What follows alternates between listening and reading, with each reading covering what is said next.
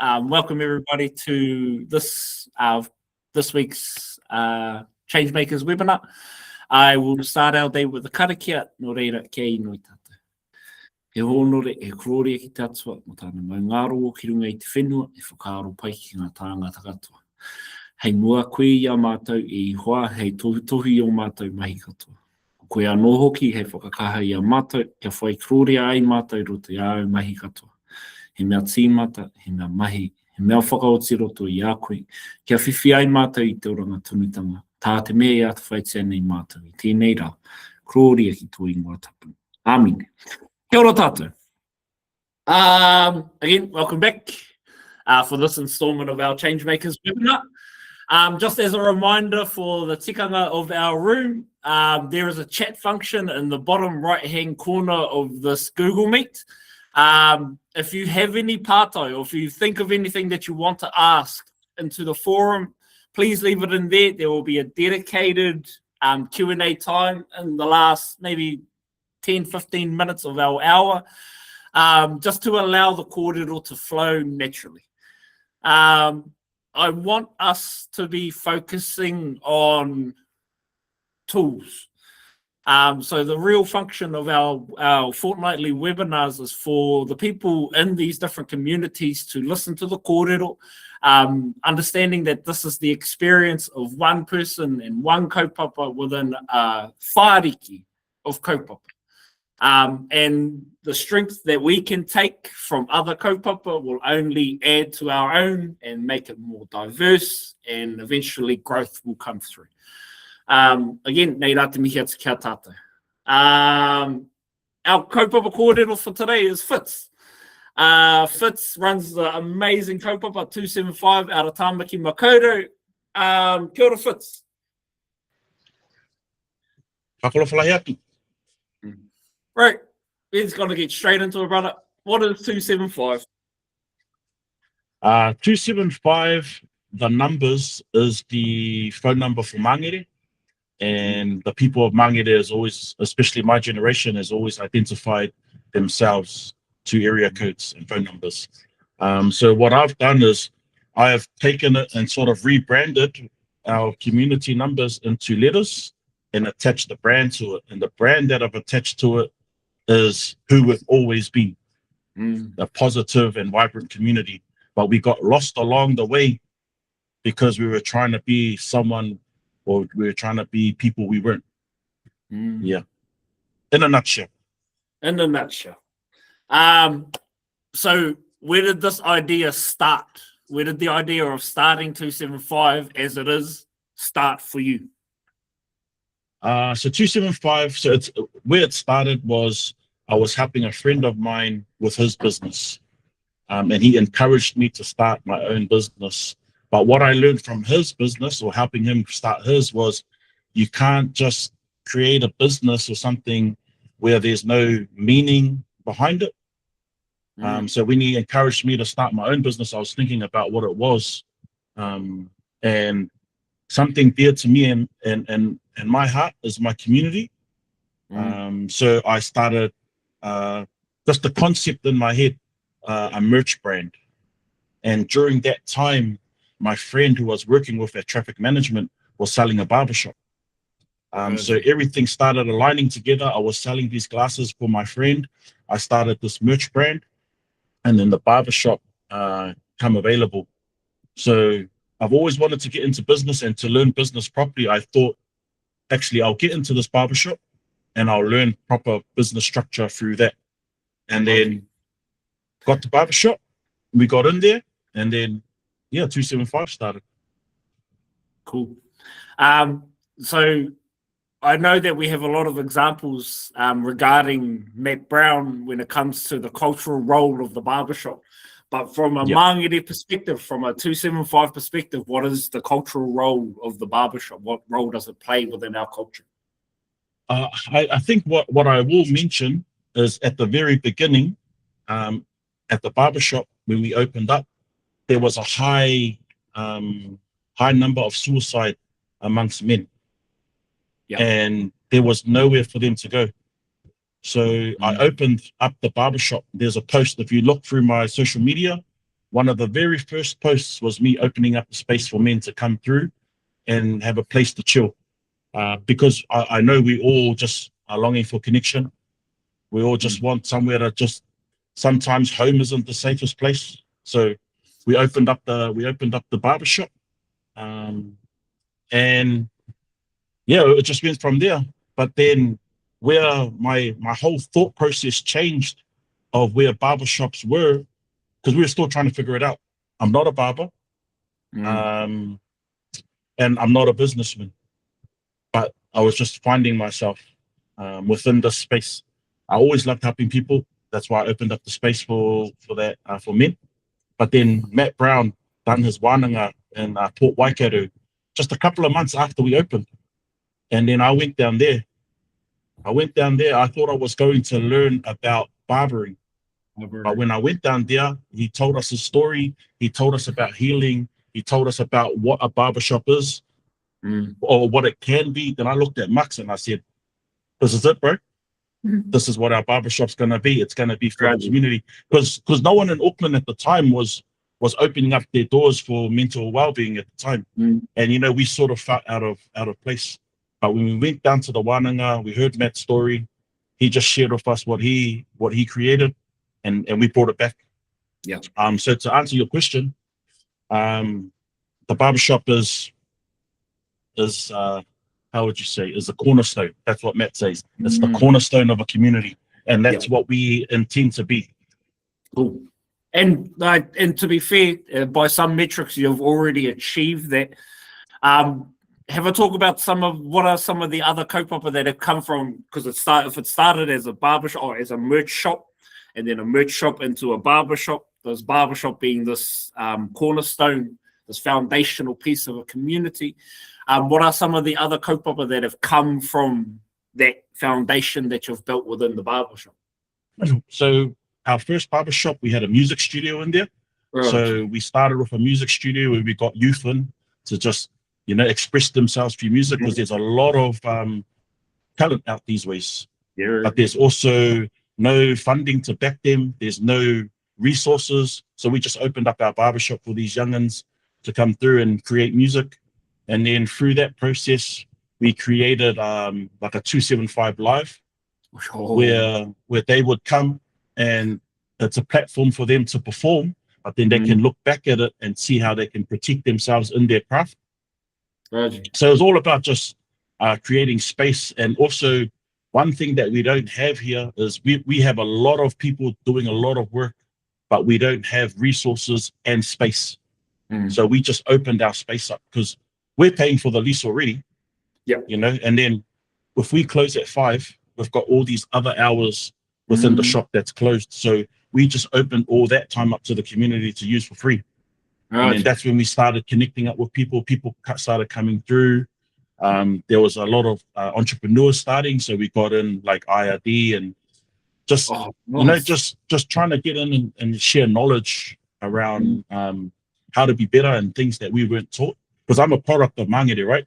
And if I'm learning these things in my mid-30s, there's a high chance that there's other mid-30s, there's younger people, there's even older people older than me that don't know these things.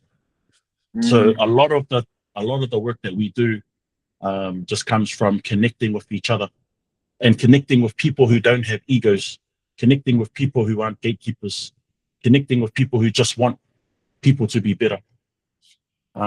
But yeah, we've done that. There's also like cuts and combos as some of our stuff. Combos. We do youth prison residential haircuts. So we go in there, cut them up, talk to them, see how they're doing. We go into schools, and then one of our biggest things that we're proud of the most is our event 275 Day. So 275 Day is a kaupapa that we bring out our organizations, our local businesses, and our local talents. And it's a day that Mangere just celebrates Mangere. It's what one of the guys in our team pretty much call it a free festival. No one's doing free festivals out here. Last year we had over 10,000 people come through, and it's all about just us connecting and knowing who's who in the community. Our community that needs to know their organizations, connecting them up with the community, our community knowing who our local businesses are, connecting them with, you know. Building pathways, brother. Building pathways, Yeah. using the tools that you've used and the level that you've gotten to, and then letting the ladder down so that other people can climb up behind you. Well done, brother. We're gonna slightly pivot now. So there's a big part of the conversation around men's behavior and the endemic problem that we have with failing to control our behavior and how that affects the wider whānau. Because we know, as we know, community is a collection of whānau who live in an area. And so when did you realize, so what was the moment of clarity that you had where you realized that the shop could influence behavior and not just conversations? So you mentioned that you opened up your space to the community, come, chill, be safe. If you want to have the conversation, cool, we can have the conversation. But when did you realize that that safe space that you've built could influence how people behave outside of that space?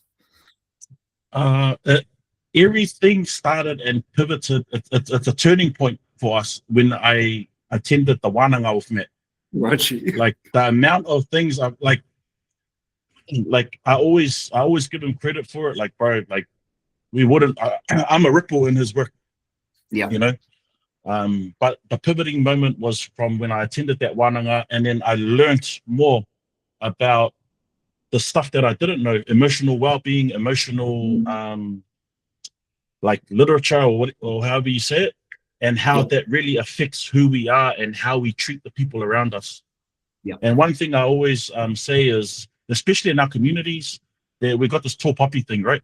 Everyone thinks they're better than everyone.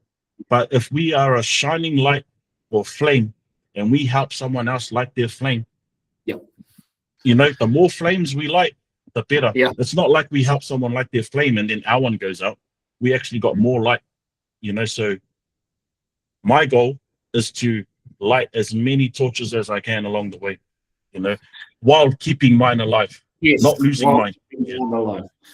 Because a lot of the kōrero that I've had with Matt and have been absolutely blessed to have one-on-one conversations with this fella is around doing the work for yourself so that you can reflect the work that you've done on yourself out into your immediate world, which means you, your kids, your partner, your close whānau, and then wider out into your community. I'm reminded of the quote from Coach Carter when you say, "I want to." Here's my flame. The quote goes, "Our greatest fear is not that we are inadequate. Our greatest fear is that we are powerful beyond measure." As I let my own light shine, it gives other people, it allows other people to do the same, because they are free from the expectations that they have to outshine me. But thank you for sharing that, brother. I'm sure Matt's pretty tired of the name drop at this point. But that's the value of the mahi that, and so like you said, you're a ripple of the mahi, and that's what it is to be let your own light shine and then allow other people to do the same. So you mentioned earlier that the work within yourself are the tools that you need to have to continue to do this mahi in a sustainable way. So what are some of the tools, or how did you acquire these tools that support you in the mahi that you do? I've done a workshop with a men movement. I've done a few of them now, and I've actually brought them over with the help of Changemakers to run wānangas here in Mangere. And some of the tools is, well, some of the things we've done is some of the things that we did at these workshops is things like eye gazing. You know, this eye gazing activity, especially when you're from the hood, when you look into someone's eyes, it's actually a challenge, right? It's like, bro, you got an eye problem. Very edgy. But when you go through these this eye gazing, there's something so spiritual about it, and something so connecting about it. And the first eye gazing activity that I did, not with a man, I did with Matt. I did it with my partner. This is the first time I ever met him. And when I looked into his eyes, I saw a kid happy, jumping for joy. But then when I was looking at it, the kid just stopped. And then all of a sudden I could see a mask come up. And then when I mentioned that to him afterwards, he actually shared a story later on that he was sexually abused as a kid. Then I knew like there's something deep about this work. And there was something about eye gazing that I took away from that allowed me to just actually look into people and just actually genuinely connect with them. And through that connection, you just that was a small tool. That was the very first thing I took away. So I actually don't know what it done to me, but that in itself, plus hugging someone. I think I hugged Brian at one stage at one of our wānangas, and like to hug another man and just to feel. So it starts off quite tense, and then when the space gets comfortable, you just feel all this weight just drop. It's just like I'm safe here. It's those little things and those moments that actually create something in you to allow you to start being yourself a bit more. Because a lot of us put up masks, right? Yeah. It's especially when we go into places where we don't know people. You got to put on a front. But underneath it all, once we are genuine and authentic in ourselves, that's where we actually start connecting and genuinely like loving each other's company. No egos, no nothing. But the overall tool or the exercise that I've done that's helped me in my walk is breath work. There's nothing like breath work. It's an ancient tool that we've used for thousands of years. And do people know? Walk us through it. Okay, so breath work. So a lot of us, our body remembers our traumas, right? And it's stored within our bodies, and we got to find a way to release it. Otherwise, we aren't able to take on new things, or whatever that may be. So with breath work, it allows us to release all these built up and dormant traumas that we have within us, that allows space to put goodness in. So it's just breath, like a deep breathwork journey to release all the negative that's built up in you, and then breathing in all the positive that the world or the universe, God, has to give back. But that was my ultimate thing that I would encourage anyone to do when they get the chance. Breathwork. Breathwork? Yeah, I've not had any experience doing intentional breathwork, but I've heard pockets of that conversation within the wider change, or changing men's behavior in the wider space of us as a pathway to actually doing introspection more effectively. So looking inward, doing the breathwork to bring the stuff up, looking at it, seeing it, feeling all of your stuff, and then being able to let it go with your breath. But yeah, so from the ages of 0 to 8, our mind is in a theta state. We're like a sponge, just soaking it all up, right? And all the things that we see, all the behaviors that we behaved at that time are the patterns that show up again over and over. So what we need to do is go back into the subconscious to identify those patterns, or even just consciously identify the patterns and create habit through it. But we won't know unless we actually address our child, our inner boy. Matt talks about it, our inner boy. Yeah.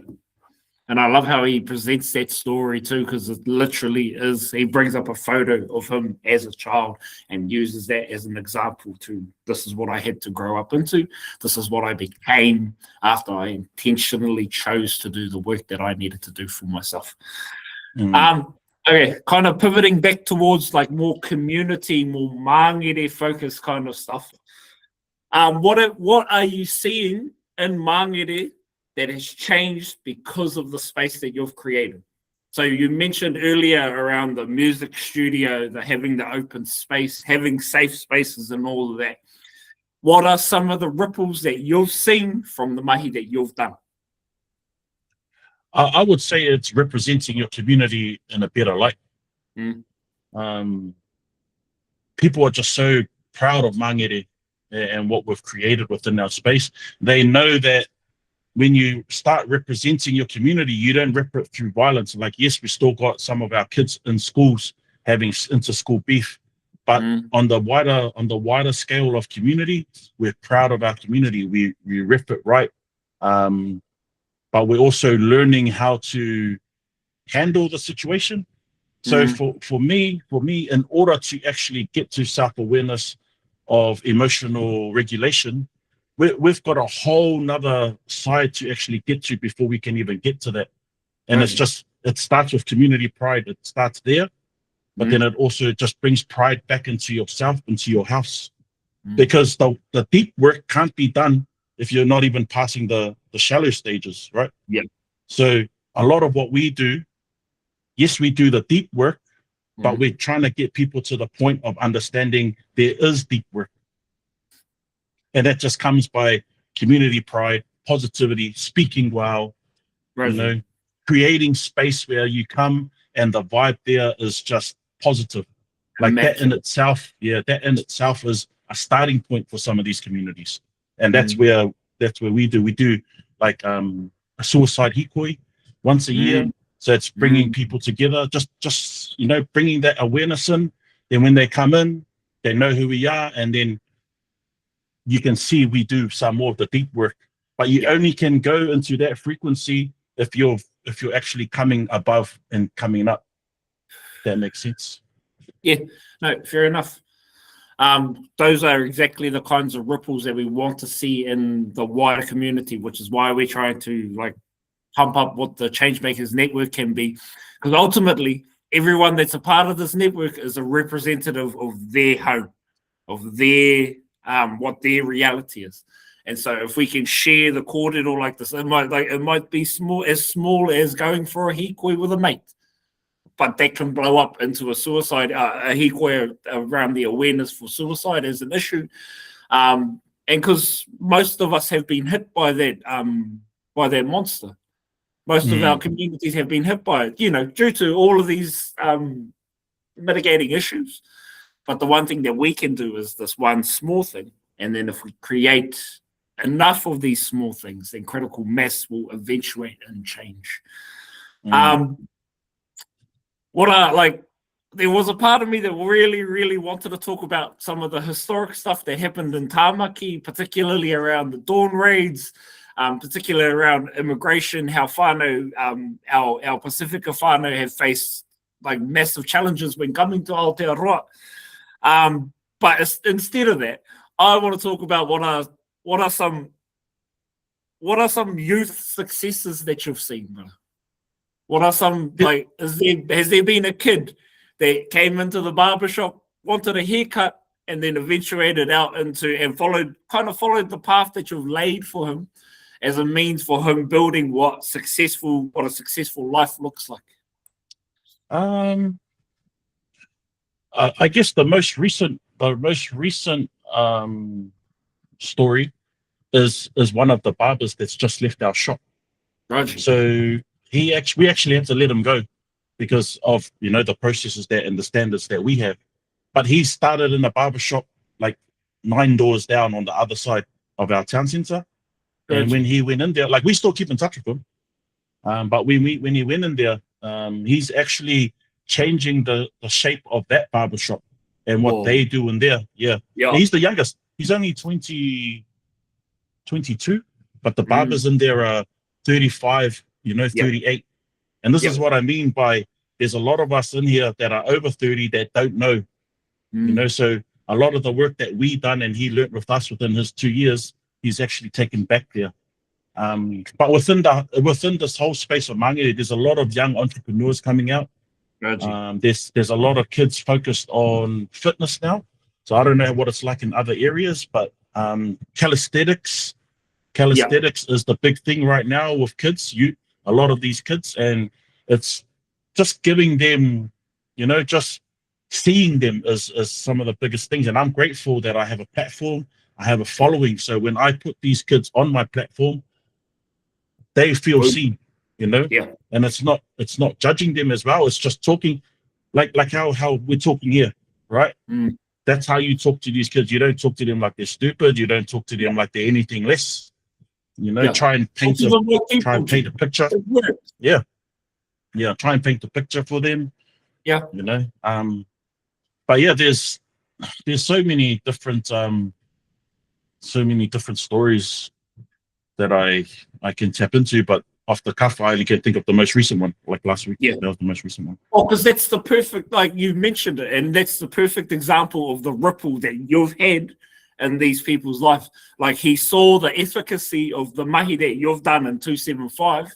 He came in, he spent his time, he did it, he grinded he grinded it out, did the mahi, and then when he had an opportunity, I see that this one could probably benefit from it. And then being a 22-year-old in and amongst older people, and then having the strength, the fortitude to say, nah, we need this. This needs to change.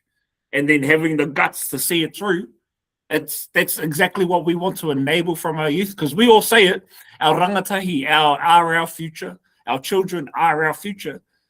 But then we get kind of, I can say this about myself. I get a little bit iffy when I get challenged by my child, but that's exactly what I want to encourage in our rangatahi, because you want to challenge the status quo. Because what we've been doing led us to where we are now. So if they need to do something different for their world to look better, let them do it. Show them the way, enable them to do it, and they'll make their world better for themselves. Anyway. One thing I will mention, though, is something that hasn't been done here in Mangere. So we've got so many different organizations here in Mangere, but they don't know each other and they've never worked together. So last year, 275 Day, I got all the organizations together and I put them all in one email group. And I just said, hey, look, 275 Day, we're doing a kids area, family and youth area. This is my wish list for what I want. But you guys can do whatever that it is that you want to do. But I put them all in an email thread and I introduced them all to each other. And this was the first time that some of these organizations have worked together. Because I get it. I get it from what I see. A lot of these orgs are going for the same funding pot. Yeah. But if they just connect together and just do a bit each, that money that they put together can actually go bigger than it is, Sorry, I'm giggling because our wānanga in Tāmaki Makaurau went exactly like I thought it was. Tāmaki is I'm not particularly fond of Tāmaki as a place, but I understand that there are people in it with the best intentions who are doing good mahi. They just don't know who their neighbor is. And these are literal neighbors. They've worked next to each other and not met each other. And so our wānanga was our kind of first attempt at bringing together what the Changemakers network could be. And then at the end of our wānanga, there were lots of pockets of conversation that were happening that were really, really encouraging in the way of building genuine relationships, cross-agency, cross-organization with that in mind. And so how you've done it, just skipped over the entirety of the wānanga phase of it, just put them all in it, introduce them to themselves, and here's what the goal is, and give them a singular purpose. And then it's all about collaboration. Yeah, it's collaboration. Collaboration over competition, Right. Well, we're keeping that one. We're going to put that one in your insights thing. Jeez, that was gangster. Anyway, we're going to go to Q&A. Again, if you have any partai, please put them in the chat. I'll read them out for Fitz. I'm sure people will have some partai. From Graham McCulloch, this is just a statement. Morena Graham, all the way down in the Manawatu. Morena Fitz, awesome Muso, and the 275 Foundation. Yep, tigana. A partai from Brian Gardner, or two partai from Brian Gardner. Thank you, Uso. Lovely conversation. Thanks for the hug. Cool. Question 1. What are the most important things you have learnt about this work that you didn't know before you attended that wānanga at Port Waikato, that wānanga of METS? Emotional regulation. Emotional regulation plays a big part. A lot of the stuff, everything starts from within, and everything starts at home. If you can't be out here doing the work in the community if your home isn't a safe and happy place. So a lot of the stuff that I've learned, we honestly haven't even touched on it, but a lot of the stuff that I've learned is what I'm trying to bring back to this community. So overall, yes, I'm trying to bring a connection with all these things, but it's in order for them to get to the deep work. And you can't get to the deep work unless you bring everyone together, and just got to be, like people are so, not everyone, but there's a lot of people in our community that are on survival mode. They don't even want to hear what I want to say. They don't even, So in order just to get them to see what I do or see what we're about, we got to bring them in and put them into a event, a community space, so that they can see it, and then they're like, oh man, this is nice. What are these guys actually about? And then when they go through our socials and whatnot, they can see the deeper stuff that we do. And some of the stuff I'm going to work on this year is being a bit more vocal of the deeper work, just to give people a understanding of that there's more to life, and it's not even money driven. Like everything that we need starts from within. Like I always talk about tricks and tips on some of the stuff I do. It starts with gratitude. You can't even elevate up if you're not even grateful for where you are. And you really just got to be really grateful. You might have nothing at all, but you might have a roof. You might not have a bed, but you've got carpet under a roof. Like those are all things that we've got to be grateful of. But because we're looking outwards to what other people have, we actually miss what we have. Going to the tap, being able to just turn the tap on and have water. Like start there, So it all starts. So one of the things that I do share with the community is gratitude. But yeah, one thing that I haven't, that I know now that I didn't know before is emotional well-being. Okay, Pātai Tuarua, or second question from Brian again. What are some of the things that you do to keep your cup full? What refills you? What keeps you on overflowing? What keeps you on all of that? So two words, or one word, however it is what I put into my vocab. It's non-negotiable. Regardless of what you do, it's non-negotiable. And the non-negotiable thing that I put into my life is 3 liters of water, 10,000 steps a day. That creates clarity, time to think, and grounding every morning. So there's also something else that I do. It's called 10 before 10. 10 things that you do before 10 o'clock every morning. And it can be as simple as like when you wake up, you go outside and ground. That's 1. Come back in, have a glass of water. That's 2. Go make your bed. That's 3. Wash your face, brush your teeth. 4. Have a shower. 5. As simple as that. But if you just create habits is a good thing. But start with one. Start with one habit, non-negotiable. Every day, and then you habit stack. Okay, so now that every time I drink a glass of water, I'll do 5 push-ups. Then you habit stack that. All right, now when I do 5 push-ups, I'll do 2-minute breathing. But just start with one non-negotiable and then habit stack on that. And then that in itself would start creating the person who you want to become, rather than whatever. But habit stack and just create non-negotiables. And non-negotiable means non-negotiable. You've got to do it every day. So my 10,000 steps, I'm sitting there sometimes, or it's a bit cold. Take those thoughts out of your house. Don't even negotiate. Just put your shoes on, put a jacket on, and get outside. Non-negotiable. One of the kaupapa there of my personal journey I've started a journey of health very recently. I'm on day 10 of a kaupapa called Hauora Ki Te Ao. And it's a lot of those things. A lot of things around habit stacking. So having 5K, doing 5,000 steps before breakfast, having healthy breakfast, counting carbs, all of the dietary things. But a lot of a core part of the kaupapa is changing the mindset around what your hauora is or what your health and well-being looks like. And that's being a part of community. It's being a part of like sitting in Zooms.